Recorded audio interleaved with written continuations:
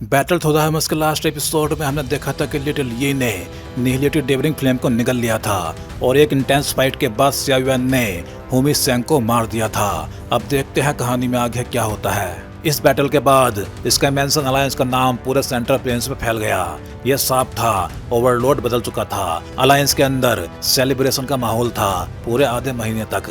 3 महीने के बाद स्टार रेल्म के डीपेस्ट फॉरेस्ट में एक शांत लेक के बीच सियाओ युआन मेडिटेशन में बैठा था। उसके आसपास का पानी भी डिस्टर्ब नहीं हो रहा था, जैसे नेचर खुद उसे रेस्पेक्ट कर रही हो। आधे दिन बाद उसने आंखें खोली।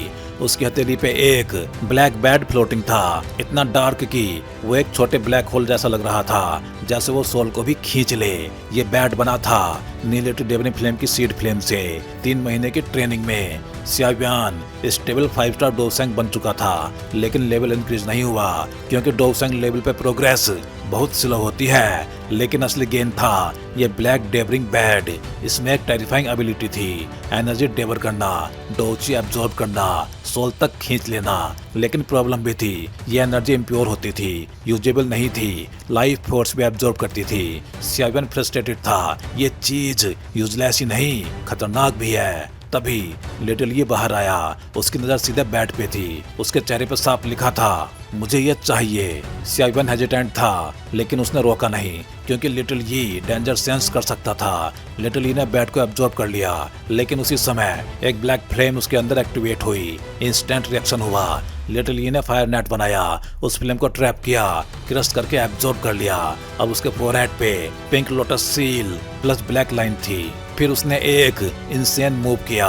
उसने आसपास की एनर्जी खींची और उसे क्रिस्टल बना लिया और खा गया। कुछ सेकंड्स बाद वो एनर्जी प्यूरिफाइड होके सियाओ युआन की बॉडी में ट्रांसफर हो गई। सियाओ युआन शॉक्ड था, ये एनर्जी मुझे फीडबैक हो रही है। अब सिस्टम ये बन गया था, लिटिल यी इम्प्योर एनर्जी अब्जॉर्ब करके उसे रिफाइन करता और प्योर एनर्जी सियाओ युआन को दे देता। मतलब सियाओ युआन को मिल गया था एक ऑटो ट्रेनिंग सिस्टम। बिना थके, बिना कंप्लेंट, कंटिन्यूअसली सियाओ युआन हंस पड़ा। एक्सीडेंटली जैकपॉट मिल गया। तभी याओ लाओ आ गए। वो बोले, हॉल ऑफ सोल्स के ब्रांच होल शिफ्ट हो रहे हैं। सियाओ युआन अलर्ट हो गया क्योंकि ये बिहेवियर अनयूजुअल था। याओ लाओ ने कंफर्म किया, वो कुछ प्लान कर रहे हैं, सालों से सोल्स कलेक्ट कर रहे हैं। डेफिनेटली कुछ बड़ा प्लान है। अब असली टेंशन शुरू हुई। तभी याओ लाओ ने एक स्क्रॉल दिया। मैसेज था 9 Scene Deep ground Python tribe से। सियाओ युआन ने खोला और लिखा था, डेमन फिनिक्स ट्राइब अटैक कर चुका है। 9 सीन स्प्रिंग में एबनॉर्मल एक्टिविटी है। सियाओ युआन तुरंत खड़ा हुआ। उसके ओरा से वाटरफॉल तक रुक गया। उसके मुंह से निकला, काइलिन क्या हुआ? पास खड़े याओ लाओ सियाओ युआन का रिएक्शन देख के चौंक गए और तुरंत पूछे। सियाओ युआन की आंखें हल्के से चमकी। उसने अपने हाथ में पकड़ा स्क्रॉल याओ लाओ को दे दिया। याओ लाओ ने स्क्रॉल लिया, उसे पढ़ा और उनकी भौहें सिकुड़ गई। उन्हें साफ समझ आ गया था सियाओ युआन का 9 Scene Deep ground Python trap से रिलेशन। और सबसे इम्पोर्टेंट, काइलिन अभी वहीं 9 सीन स्प्रिंग में कल्टीवेशन कर रही थी। स्क्रॉल में लिखा था कि स्प्रिंग में एबनॉर्मल एक्टिविटी है। मतलब साफ था, यह मामला सीधे काइलिन से जुड़ा हुआ है। इसलिए सियाओ युआन का इतना इंटेंस रिएक्शन होना ऑब्वियस था। याओ लाओ धीरे से बोले, ये हेवन डेमन फिनिक्स ट्राइब आखिर प्लान क्या कर रहा है? अभी इसी समय वो 9 सीन ट्राइब पर अटैक क्यों कर रहे हैं? तुम इस सिचुएशन को कैसे देखते हो? सियाओ युआन ने कामली जवाब दिया, इसमें अलायंस को इन्वॉल्व करने की जरूरत नहीं है। इसका इमेंशन अलायंस अभी स्टेबल हुआ है। अगर अभी हम वॉर में कूदे तो अननेसेसरी ट्रबल अट्रैक्ट होगा और हॉल ऑफ सोल्स भी मौका देख रहा है। मैं लिटिल फेट डॉक्टर और चिंगलिन को लेके बीस्ट रीजन जाऊंगा। याओ लाओ ने भौहें सिकोड़ ली। सिर्फ तुम 3 लोग? सियाओ युआन हल्का सा मुस्कुराया, रिलैक्स, अब इस कॉन्टिनेंट पे बहुत कम जगह बची है जहां मैं नहीं जा सकता। अब याओ लाओ चुप हो गए। उन्होंने सिर्फ इतना कहा, सावधान रहना। सियाओ युआन ने सिर हिलाया और बिना टाइम वेस्ट किए लाइट बनकर निकल गया। लिटिल फेट डॉक्टर और चिंगलिन को लिया, स्पेस टीयर करके बीस्ट रीजन की ओर निकल पड़ा। Beast Region Heaven daemon Phoenix Tribe direct attack कर चुका था 9 Scene Deep ground Python Tribe के हेडक्वार्टर पे। पूरा हेडक्वार्टर सराउंड कर लिया गया था। एटमॉस्फेयर इतना टेंस था कि पूरा बीस्ट रीजन इस सिचुएशन को वॉच कर रहा था। अंडरग्राउंड पाइथन ट्राइब हेडक्वार्टर, हर जगह प्रेशर भरा माहौल था। एक्सपर्ट्स आसमान की तरफ देख रहे थे जहां हजारों डेमन फिनिक्स उड़ रहे थे। एक एल्डर गुस्से में बोला, अगर हम रेस्पॉन्ड नहीं करेंगे तो पूरी दुनिया हमें कमजोर समझेगी। दूसरा एल्डर बोला, लेकिन उनके चीफ होंगटियान खुद आए हैं। एडवांस्ड 5 स्टार डोसेंग, हम में से कोई उनका मुकाबला नहीं कर सकता। तभी किसी ने कहा, उनका टारगेट सिर्फ वो लड़की है, अगर हम उसे दे दें। चुप, ये आवाज थी याओ मिंग की, 9 सीन ट्राइब का चीफ।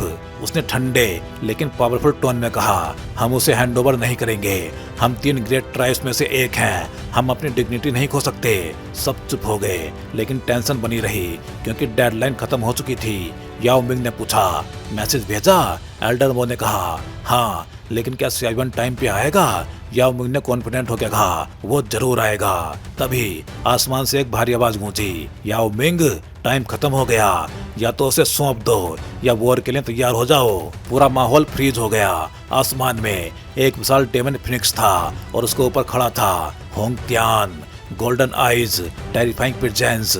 याओ मिंग बोला, वो सियावन की वुमन है, अगर तुमने उसे छुआ। होंगटियान हंस पड़ा, सियावियान, उसने मेरे बेटे को किडनैप किया, मेरे ट्राइब को थ्रेटन किया और मेरे विंग्स तक ले गया, और तुम्हें लगता है मैं उससे डरूंगा? फिर उसने कहा, 1 मिनट, फाइनल डिसीजन दो। 1 मिनट गुजर गया। याओ मिंग ने मना कर दिया। होंगटियान की आंखें खुली किलिंग इंटेंट की भावना के साथ। तो ठीक है, मैं उसकी वुमन को कैप्चर करूंगा और फिर देखेंगे सियावन क्या करता है। और वो सीधे अंदर घुस गया। याओ मिंग ने रोका, लेकिन सिर्फ एक एक्सचेंज में याओ मिंग घायल हो गया, हवा में उछल के गिर पड़ा। बाकी एल्डर्स भी अटैक करने आए, लेकिन होंगटियान ने उन्हें भी एक झटके में हटा दिया। वो अकेला खड़ा था, हजारों फीट के एरिया में कोई पास नहीं आ सकता था। उसकी स्ट्रेंथ साफ दिखाई दे रही थी। एडवांस्ड 5 स्टार डोसेंग। याओ मिंग खून से लथपथ खड़ा हुआ और चिल्लाया, फॉर्मेशन बनाओ। Snake plate great formation activate हुआ। एक विशाल एंशिएंट स्नेक आसमान में प्रकट हुआ। डेमन फिनिक्स ट्राइब ने भी जवाब दिया, हेवन फिनिक्स फॉर्मेशन। एक विशाल फिनिक्स प्रकट हुआ। दोनों फॉर्मेशंस भिड़ गए, लेकिन होंगटियान ने फाइट को इग्नोर किया और सीधे 9 सीरियन स्प्रिंग की ओर बढ़ गया। स्प्रिंग पूरी तरह आइस से ढकी थी। उसने हाथ बढ़ाया, आइस टूट गई, पानी उछल पड़ा और नीचे एक प्रेजेंस महसूस हुई, काइलिन। उसने उसे खींचने की कोशिश की, लेकिन तभी दूर होरिजन से एक तेज लाइट आई और अचानक एक टेरिफाइंग स्पिरिचुअल रोर सीधा होंगटियान पे लगी। वो पीछे फेंक दिया गया, पहाड़ तोड़ते हुए गिरा और तभी एक ठंडी गुस्से से भरी आवाज गूंजी, ओल्ड डॉग होंगटियान, तू मौत को बुला रहा है। ये बर्फ जैसी ठंडी चीख मानो एक फ्यूरियस थंडर की तरह आसमान में गूंज उठी। अनगिनत सोक्ड नजरें उस दिशा की ओर मुड़ गई जहां से ये आवाज आई थी।